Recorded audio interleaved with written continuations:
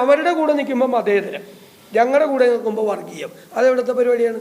അന്ന് ജമാഅത്ത് ഇസ്ലാമിയ ഞങ്ങളുടെ കൂടെ നിൽക്കുന്നത് വെൽഫെയർ പാർട്ടിയാണ്. ഞങ്ങൾ വെൽഫെയർ പാർട്ടിയാണ് ഞങ്ങൾക്ക് പിന്തുണ പ്രഖ്യാപിച്ചിരിക്കുന്നത്.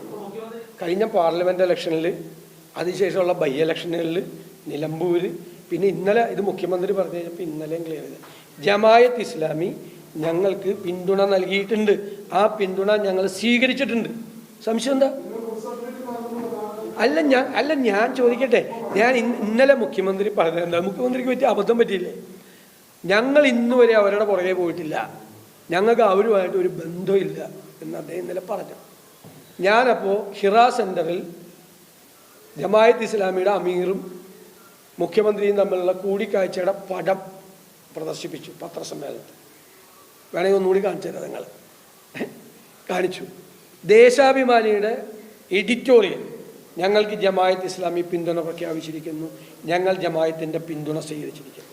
പിണറായി വിജയൻ്റെ പ്രസ്താവന, ഞങ്ങൾ തമ്മിലുള്ള എല്ലാ അകൽച്ചയും മാറി അവർ ഞങ്ങളുടെ കൂടെയാണ്, അവരുടെ പിന്തുണയിൽ ഞങ്ങൾക്ക് അഭിമാനമുണ്ട്. 1977 മുതൽ 2019 വരെ ജമാഅത്ത് ഇസ്ലാമി ഇവരുടെ കൂടെയായിരുന്നു.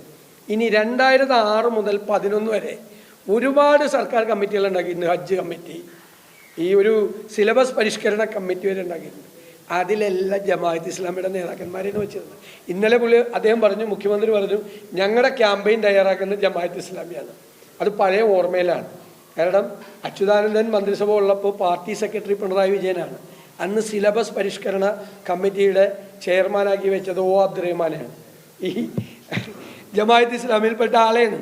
ഇതൊക്കെ മറന്നുപോയിട്ട് കേരളം മുഴുവൻ മറന്നുപോകുമെന്ന് വിചാരിച്ച് ഒരു സുപ്രഭാതത്തിൽ വന്ന് കാപട്യമാണ്, പച്ചക്കള്ളമാണ് ഇന്നലെ മുഖ്യമന്ത്രി പറഞ്ഞത്.